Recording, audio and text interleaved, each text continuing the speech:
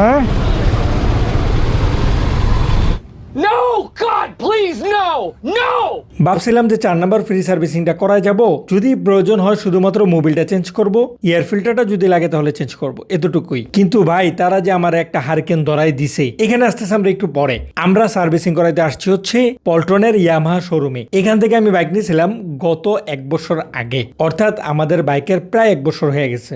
এই 1 বছর আমি বাইক চালাইছি মাত্র 6000 কিলোমিটার। সাধারণত ফ্রি সার্ভিসিং এর নিয়ম হচ্ছে হয়তোবা সময় অথবা কিলোমিটার যেটা আগে আসে সে অনুযায়ী আপনাকে সার্ভিসিং করানো লাগে। আমার বাইকের সার্ভিসিং এর সময় চলে গেছে আরো 2 মাস আগে এবং কিলোমিটারও এখনো অনেক কম, অর্থাৎ 4 নাম্বার সার্ভিসিং এ 9000 কিলোমিটার হলে সার্ভিসিং করানো লাগে। এর মানে হচ্ছে আপনি যদি চান আগে পরে ফ্রি সার্ভিসিং গুলো করাইতে পারবেন, কোনো ধরনের সমস্যা নাই। তাদের নির্ধারিত সময় অনুযায়ী যে আপনাকে সার্ভিসিং করানো লাগবে ব্যাপারটা এরকম না। যাই হোক, আমরা এখানে বাইকটা পার্কিং করলাম। এখানে বাইকটা পার্কিং করার সময় গাড়লকটা খোলা রাখা লাগে, আমরা গাড়লকটা খোলা রাখলাম। এবার চলেন সার্ভিসিং এর ফর্মটা একটু ফিল আপ করি। আমি অবশ্য অনলাইনে বুকিং করে আসছিলাম, তবে আমার বুকিং সময় ছিল হচ্ছে 10টা। নিয়ম হচ্ছে যদি আপনি অনলাইনে বুকিং করে আসেন তাহলে অবশ্যই বুকিং সময়ের 10 মিনিট আগে আপনাকে এখানে উপস্থিত থাকতে হবে। কিন্তু রাস্তায় জ্যামের কারণে এবং নানান কারণে আমি 40 মিনিট পরে আসছি। আল্লাহ জানে আমাকে সিরিয়াল দেয় কিনা।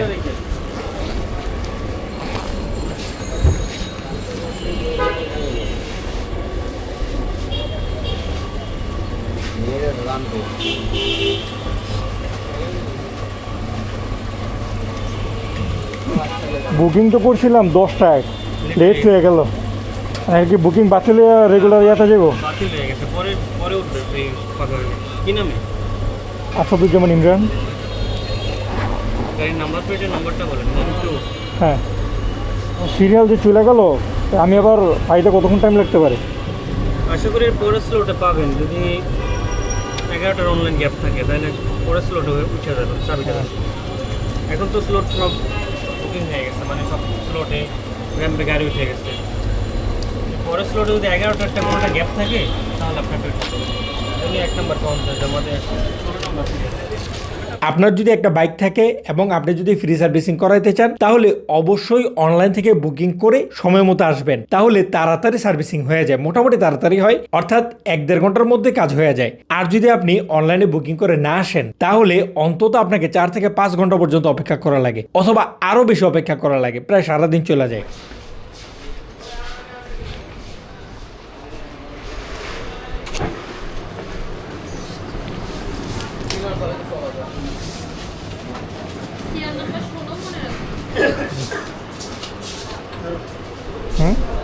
এটা করতে এলো বেটার দিছে। আরে কাম কাজ আইসিলে কেউ বেটার তোমরা দিব ঠান্ডা।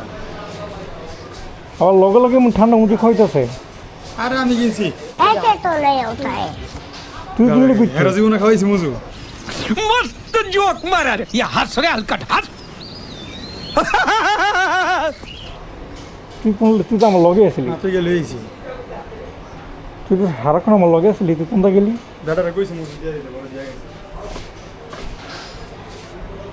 এখন কি হরণ জায়গা বরে একটু রেস্ট নাও, দেখো পরে স্লোড ওড়ে কিনা না উঠলে উঠলেও 3 ঘন্টা তো নিম্নে লাগবে।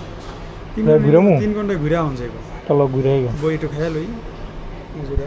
বাইকটা সার্ভিসিং এ রেখে এখন আমরা যাচ্ছি হচ্ছে ইসলামপুর। যাই হোক, আমরা ইসলামপুর কেন যাইতেছি আপনারা মোটামুটি অনেকেই জানেন। আমরা কিন্তু অলরেডি বিজনেস নিয়ে কাজ করা শুরু করছি, অর্থাৎ ক্লোথিং প্রোডাক্ট নিয়ে আমরা বিজনেস করা শুরু করছি। শুরুটা করতেছি হচ্ছে আপাতত আমরা শুধুমাত্র অনলাইনে। যখন আমরা ভালো একটা শপ পাবো, পজিশন মতো শপ পাবো, তখন আমরা শপ নিয়ে কাজ করব। এখন অনলাইন দিয়ে কাজ করা শুরু করার ক্ষেত্রে আমরা ফেসবুক পেজ ওপেন করছি, আমাদের টিকটক অ্যাকাউন্ট ওপেন করছি। প্রত্যেকটা প্ল্যাটফর্মের লিংক আমাদের এই ভিডিও ডিসক্রিপশনে দেওয়া থাকবে এবং আমাদের ওয়েবসাইট ওপেন করা হয়েছে। আপনি যদি চান আমাদের ওয়েবসাইট থেকেও খুব সহজেই আপনি প্রোডাক্ট অর্ডার করতে পারবেন। আজকে অবশ্যই আমরা প্রোডাক্ট কিনতে যাইতেছি না, আজকে শুধুমাত্র আমরা যাবো হচ্ছে দেখতে কি রকম প্রাইস, কোয়ালিটি কিরকম, ইত্যাদি ইত্যাদি। অবশ্যই যখন আপনি বিজনেস শুরু করতে চাবেন ভালোভাবে যাচাই বাছাই করে তারপর আসলে ব্যবসা শুরু করার চেষ্টা করবেন। যাই হোক, আমরা টুকটাক ঘুরে টুরে দেখতেছিলাম, এমন সময় আমাকে ইয়ামাহা শোরুম থেকে কল দেওয়া হয় এবং সে আমাকে ফোন করে বলে যে ভাই বাইকে ইত্যাদি ইত্যাদি লাগানো লাগবে, এগুলাকে আমি লাগাবো কিনা। সুতরাং কোনো উপায় না পেয়ে আমি বললাম যে ভাই ঠিক আছে, যা যা প্রয়োজন, একেবারে প্রয়োজন যেগুলো যেগুলা শুধুমাত্র ওগুলাই লাগাবেন। তারপরে সে কি কি লাগবে এই পার্টসগুলো একটা নোট করে এবং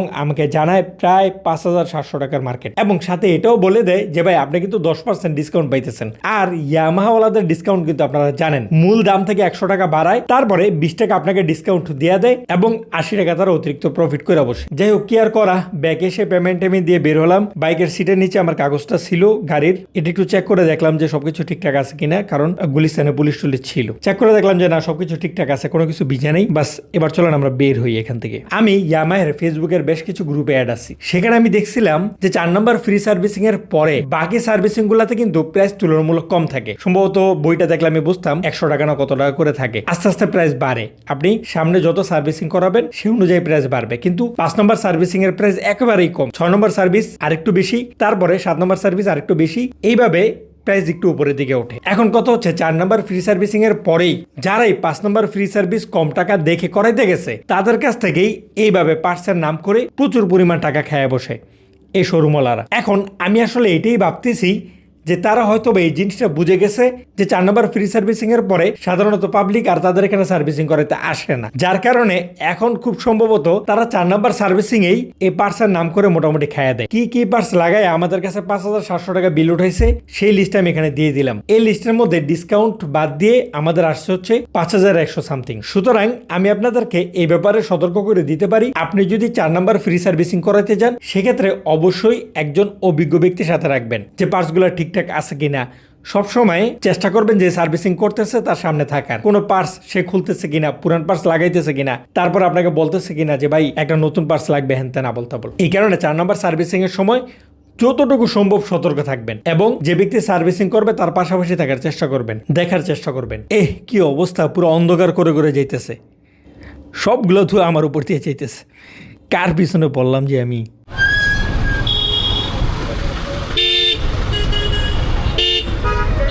রামনগর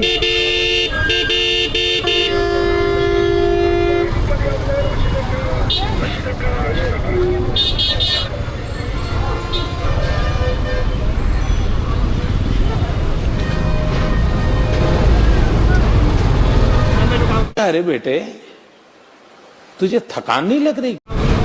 হ্যাঁ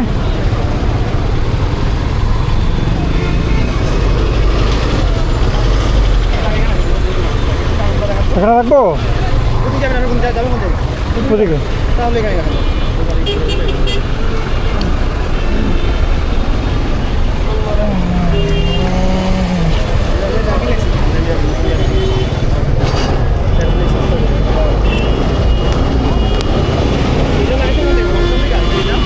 হ্যাঁ এটা অনলাইন থেকে নিয়েছিলাম, অনলাইন থেকে। হ্যাঁ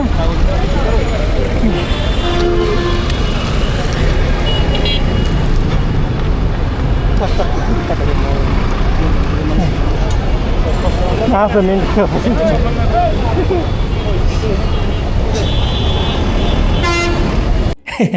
যখনই দেখছে দুইজনের হেলমেট পরা, ড্রাইভিং লাইসেন্স আছে প্রফেশনাল, আবার চাবি নিছে পিছনের ব্যাক সিট খোলার জন্য, তার মানে সবকিছু ঠিক আছে। সে আগে আগে আমার ছেড়ে দিছে এবং ওই যে দৌড় দিয়ে গেছে আরেক গাড়ি ধরার জন্য। এগুলো দেখতে মজাই লাগে যখন কাগজপত্র সবকিছু ঠিকঠাক থাকে। যাই হোক, যাই আগেই সামনে। আবার নাকি এখানে ধরলে ধরুক, ধর আমারে। এখন আর ধরবে না, কাগজপত্র ঠিক থাকলে সাধারণত পুলিশ ধরে না। পুলিশে মনে হয় আসলেই দেখলে বুঝতে পারে যে কার কাছে কাগজপত্র আছে কার কাছে নাই। যাই হোক, আজকের ভিডিওটা এই পর্যন্তই। এরকম ভাবে আমাদের ব্লগগুলোতে আপনি টুকটাক ইনফরমেটিভ জিনিসগুলো পেয়ে যাবেন। তার জন্য আমাদের চ্যানেলটাকে সাবস্ক্রাইব করে আপনি চাইলে পাশে থাকা বেল আইকনটা বাজিয়ে দিতে পারেন। আসসালামু আলাইকুম।